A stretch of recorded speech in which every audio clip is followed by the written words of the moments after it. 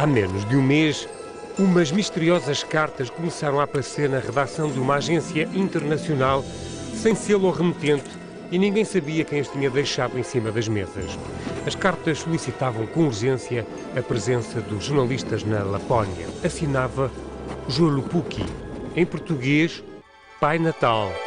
A assinatura não deixava dúvidas. O traço de tinta era feito de minúsculos cristais de neve.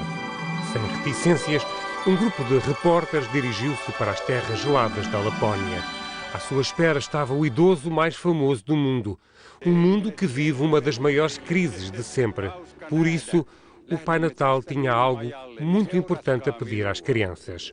Mas, para não estragar a magia da época, o Rudolfo, a rena principal do seu trenó, serviu de desculpa.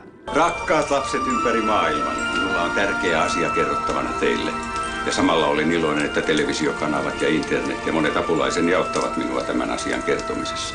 Petteri Poro loukkasi jalkansa vakavasti, eikä voi vetää niin painavaa lahjakuormaa kuin aiemmin.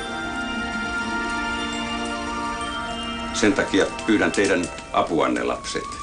Ehdotan, että ette toivon niin paljon lahjoja kuin aikaisempina vuosina. Niin sillä tavalla Petteri jaksaa vetää koko kuorman ja tuoda kaikille maailman lapsille jouluiloa. Hyvät lapset, olkaa kilttejä, niin minä muistan teitä kaikkia. Oikein hyvää joulua teille.